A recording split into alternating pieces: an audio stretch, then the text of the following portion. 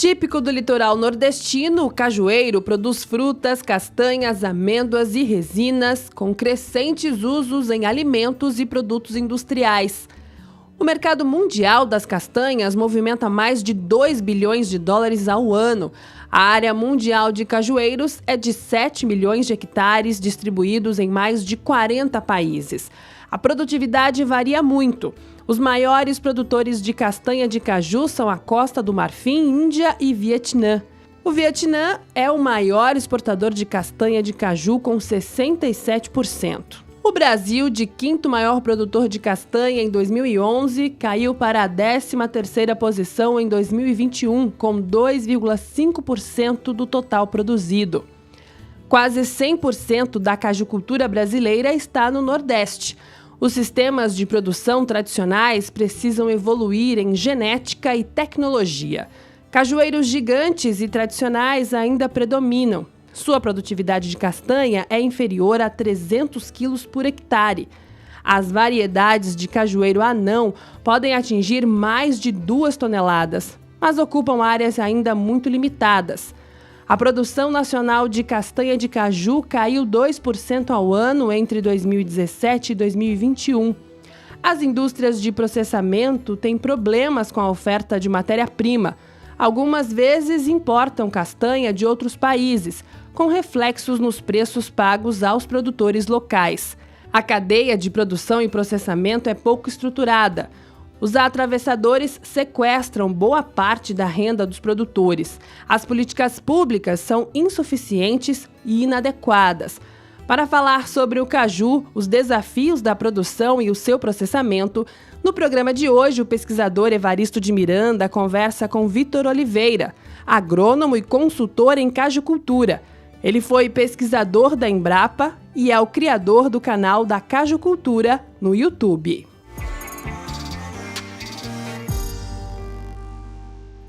Olá, bem-vindos ao Brasil Verde, um programa dedicado à sustentabilidade da agropecuária brasileira. E hoje nós vamos falar do caju. Nós já tratamos desse tema aqui no programa, mas estamos voltando a ele, porque é um tema muito rico, que o caju vive uma espécie de dicotomia. De um lado, crescem as aplicações, crescem a demanda, crescem os novos produtos derivados do caju, crescem as oportunidades, mas do outro lado nós estamos muito aquém de responder a essa demanda nacional e internacional. Por isso nós vamos conversar hoje de novo com o Vitor. Ele tem uma longa história com o caju, hoje presta consultoria nesse tema, mantém na internet um canal sobre a cajuicultura e agradeço de novo a sua disponibilidade e presença aqui do Brasil Verde. Olá, Evaristo. Grande satisfação estar mais uma vez aqui no Brasil Verde. Obrigado pelo convite e pela oportunidade de podermos falar mais um pouquinho sobre o agronegócio caju brasileiro. Muito bom. Talvez tenha alguns telespectadores que estão nos acompanhando que não viram a sua primeira entrevista. Então, você podia talvez nos resumir rapidamente a sua história, não é? Como é que você saiu lá do Rio Grande do Norte, acabou no Ceará, envolvido com o caju. Conta um pouco rapidamente para as pessoas situarem a sua experiência. Depois vamos falar mesmo da cajuicultura. Na realidade, a minha entrada no caju se deu quando eu, já pesquisador da Embrapa, fui transferido para o estado do Ceará, e aqui vim trabalhar no Centro de Pesquisa de Caju, então praticamente recém-criado. E a partir daí mergulhei fundo nessa atividade de pesquisa, né? Terminei me apaixonando. Minha tese de doutorado foi em cima de caju, né? E já se vão 3 décadas nessa história. Quando me aposentei, entrei no ramo da consultoria privada e estamos aqui firmes e fortes. Muito bom, muito bom. O caju, nós tratamos disso mais detalhadamente no outro programa. Muitas pessoas conhecem o suco de caju, conhecem a chamada castanha do caju, não é? mas ele tem muitas outras aplicações, né? Na realidade, essa castanha, o que a gente come mais é a amêndoa, né, que está dentro da castanha, mas desse invólucro da castanha se produzem óleos, coisas interessantes para a indústria, não é? E, sobretudo, acho que a grande novidade é com a amêndoa do caju. Eu fico impressionado de ver, hoje, nos supermercados, a quantidade de produtos, né, derivados, quer dizer, leite de castanha de caju, leite misturado castanha de caju com outras amêndoas, não é? Tem até iogurte, tem até queijo, quer dizer, está se encontrando muitas aplicações. Você pode falar um pouquinho dessa renovação, dessa ampliação desse espectro, né? Tem resina, tem tanta coisa hoje envolvendo o caju, não é? Para quem não está assim, acostumado, mora na cidade, só está acostumado a tomar suco e ver castanha, mas o caju é muito mais do que isso hoje, né? Sem dúvida. E isso é uma forma que tem sido encontrada no mundo inteiro, nos principais países produtores, no sentido de agregar valor a essa matéria-prima, né? Até então conhecida basicamente pelo seu consumo, pelo consumo da amêndoa, da castanha de caju, como snack, né? Essa amêndoa é a terceira mais preferida no mundo inteiro, só que com o surgimento das tendências vegana, vegetariana, outras aplicações surgiram, né? Na culinária, isso então já existe de uma forma até histórica, né? Os países asiáticos, especialmente a Índia, né? E então surgiram novos usos, né? Novas aplicações, como você bem mencionou, o queijo, iogurte, o próprio a bebida vegetal, o leite da amêndoa de castanha de caju. Muita gente não gosta que use essa denominação, né? E então isso vem num crescendo muito grande no mundo inteiro, né? E então a amêndoa ela deixou de ser, vamos dizer assim, apenas um snack para se somar a uma série de outros produtos, de coprodutos derivados do cajueiro. É extraordinário, né? Tantas novas aplicações, não é? Mas para isso você precisa qualidade na castanha, não é?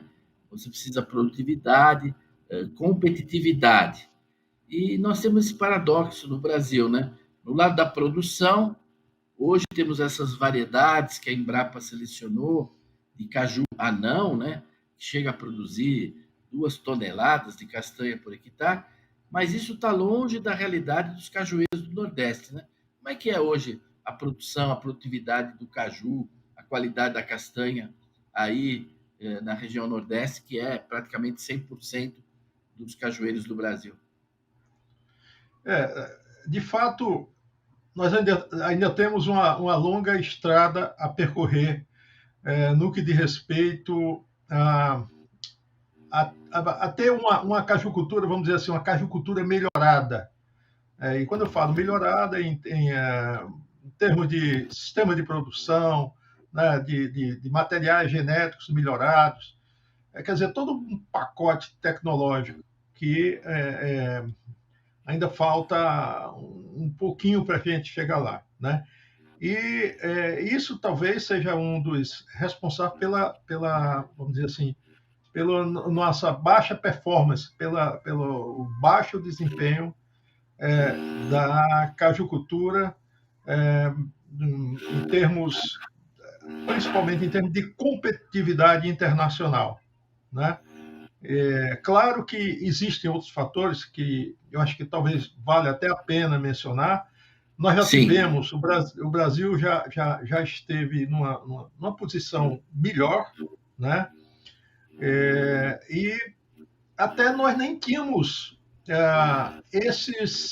essas variedades ainda, né? Hoje nós temos cerca de 14 variedades desenvolvidas pela Embrapa e pela universidade, pelas universidades, mas o Brasil já ocupou um lugar assim, de maior destaque no cenário internacional, né?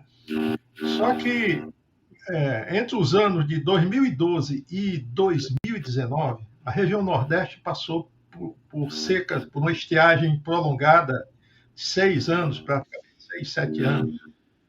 E essa estiagem, ela dizimou cerca de 43% da área plantada com cajueiros na região Nordeste. Então, isso representou um baque muito grande, né, na produção. E então esse período de estiagem ele encerrou em 2019 aproximadamente, e nesses 3 últimos anos algumas iniciativas que vêm sendo empreendidas no sentido de replantio dessas áreas têm ocorrido numa velocidade muito inferior à que seria necessária para que o Brasil retomasse a sua posição como um dos grandes, vamos dizer, players no mercado internacional da amêndoa, de castanha, de caju, né? Então, esse é um ponto que nós não podemos deixar de mencionar. Isso chega a esse ponto de que a indústria tem uma capacidade ociosa para processar essas castanhas e chega a importar castanha do exterior para atender determinadas demandas aqui no mercado nacional, é isso? Isso. Hoje, a demanda das indústrias de processamento de castanha de caju está em torno de 150 mil toneladas de castanha por ano, né? A produção brasileira, nos últimos anos, ela tem mais ou menos estagnado entre 125, 130 mil toneladas de castanha. Então, existe aí um déficit anual em torno de 25, 30 mil toneladas, né? Esse ano mesmo, o Brasil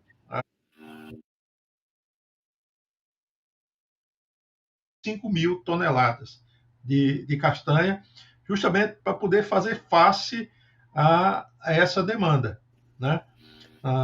Principalmente porque as indústrias têm os seus contratos com os compradores internacionais, tem que cumprir esses contratos, né? E faz com que a importação seja um mal necessário, né? Até que o Brasil tenha oferta suficiente para que a sua indústria trabalhe a todo vapor, né? Não fique com a sua capacidade plena, ociosa de processamento. Quem está nos ouvindo está acostumado com números, às vezes, da agricultura, mas 25 mil toneladas de castanha de caju é muita castanha. Não é pouco, não. É um produto que tem uma densidade, né, econômica, tudo, não é? Não é verdade? Uhum. Sim, com certeza. Para você ter uma ideia, 25 mil toneladas é superior ao que o estado do Piauí produz numa safra, né? Então, é bastante castanha, e é uma pena que isso ocorra, né? Porque essa é uma atividade que tem uma importância econômica e social muito grande em termos de geração de emprego e renda, até pela própria característica da cultura, que talvez seja a única que produz no período da entre-safra das culturas anuais, principalmente daquela agricultura que depende da chuva, né? Então, a colheita do caju ela ocorre justamente no período em que a mão de obra no campo, ela, vamos dizer assim, está, entre aspas, assim, ociosa, e vai de agosto até dezembro, na maioria das regiões produtoras.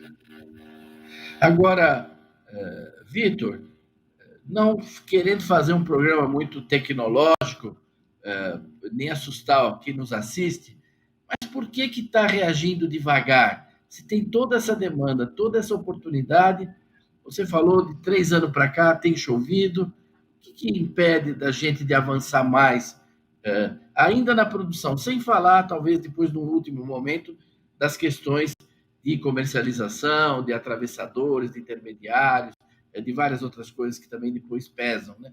Mas o que impede, assim, na sua opinião, é claro, né, esse avanço mais rápido, essa difusão mais rápida dessas técnicas, etc.?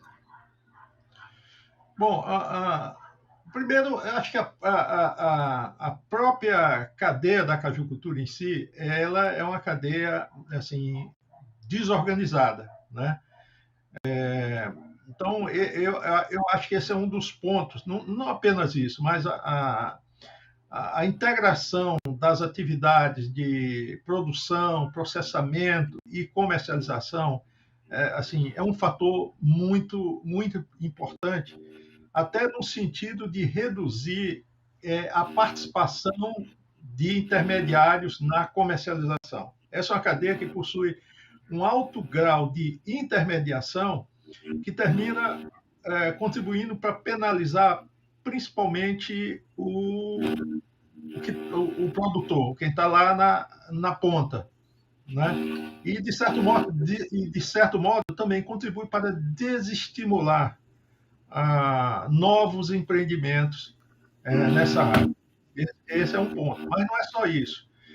Outras questões que têm contribuído para essa, vamos dizer assim, essa lentidão na absorção de tecnologias geradas, a própria assistência técnica deficiente, né?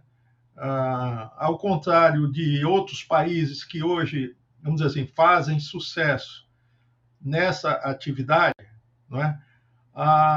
Nós não temos uma assistência técnica dedicada, especializada. O número de especialistas ainda é muito pequeno, de pessoas treinadas em cajucultura ainda é muito pequeno. E a assistência técnica oficial, ela, na maioria dos estados, eu me reporto, 3 estados maiores, Rio Grande do Norte, Ceará e Piauí, ela deixa muito ainda a assistência técnica dos governos estaduais. Então, esse é um ponto também que contribui para essa lentidão na absorção, né? Um outro, pois não. Era só para dizer, alguém que queira renovar os seus cajueiros, que queira comprar, né, essas novas matrizes, essas novas variedades, essas novas plantas, existe um mercado razoável de acesso a isso? É fácil conseguir essas variedades anãs mais produtivas?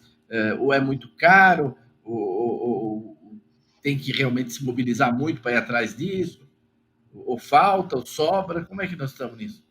Não, eu não diria que é difícil. Hoje, felizmente, existe uma rede de viveiristas credenciados pelo MAPA que produzem a maioria dos materiais desenvolvidos pela pesquisa, pela Embrapa, pela universidade, né?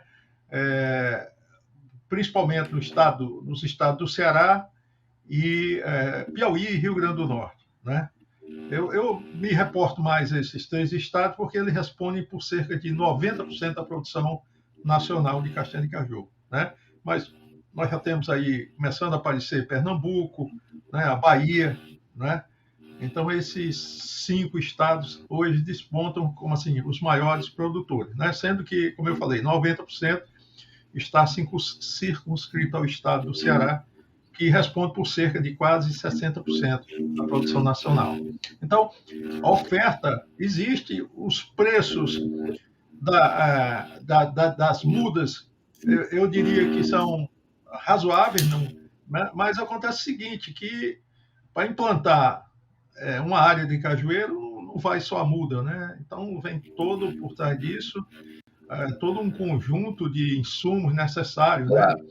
para que você possa implementar, né? Então, a operação de custeio, ela não, não é desprezível em termos de valor financeiro. E não existe hoje crédito assim vigoroso para o produtor que queira investir nessa área, crédito específico, com uma razoável disponibilidade. São poucos agentes financeiros que têm linhas, mas a coisa ainda é muito burocratizada, né? Então, esse é um outro ponto de entrave, né? Então, se vê editais de agências de desenvolvimento, mas considerando o nível do cajucultor, principalmente do pequeno cajucultor, ele ainda tem dificuldade de se adequar às normas para poder ter acesso a esse crédito que é oferecido. Entendi. Agora, você poderia, nós estamos caminhando para o final do programa, falar um pouco desse futuro aí, o que você acha que são os desafios para o futuro da cajucultura? Futuro, eu digo no curto prazo, médio prazo, né? O que a gente precisa mudar, o que precisa avançar? Bom, eu considero algumas questões importantes, né? Acho que nós temos um desafio muito grande para voltar a ter uma maior competitividade. Uma delas, primeiro, é a questão do mercado doméstico, né? Esse é um mercado que vem crescendo. Hoje, o mercado interno já responde por cerca de 40% do consumo da amêndoa, né? Então, no início dos anos 90, praticamente 100% da amêndoa que era processada ia para o exterior. Hoje, 40% já fica aqui no Brasil, né? O que demonstra, e vem crescendo a uma taxa de cerca de 4%, 4,2% ao ano, o consumo interno, né? Isso não deixa de ser uma boa notícia. Agora, falta o quê? Falta oferta, né? Até para que o preço possa se tornar mais acessível ao consumidor. Esse é um ponto. Segundo ponto, assim, é a necessidade de formulação de políticas públicas para a promoção do aumento do consumo, não só da amêndoa, de castanha e caju, mas do próprio caju e seus coprodutos, né? O suco, a cajuína, a própria fibra do caju, traduzida na fabricação de hambúrgueres, né? E outros pratos, né? Hoje já existem cerca de mais de 3 dezenas de pratos confeccionados à base da fibra do pedúnculo, né? do caju, outras bebidas, outros blends que estão sendo desenvolvidos a partir de trabalhos da pesquisa, né? Então, assim, essas são iniciativas que eu vejo assim muito plausíveis de ocorrerem, né? Considerando, inclusive, alguns nichos como os mercados vegano e vegetariano que a cada dia se consolidam em nosso país. Agora, atrás de você aí tem uma cajuína, não é isso ou eu estou enganado? Sim, tem uma cajuína que, deixa eu ver aqui, tem uma cajuína que isso aqui é uma bebida. Isso aqui é a invenção dos deuses. Na realidade, foi um farmacêutico aqui no Ceará quem desenvolveu a primeira receita no início, em 1902, se não me engano. E aqui é o suco do caju clarificado, né?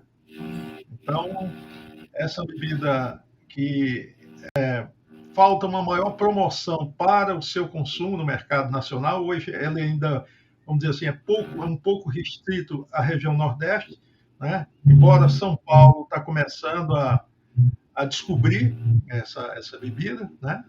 Rica em vitamina C, né?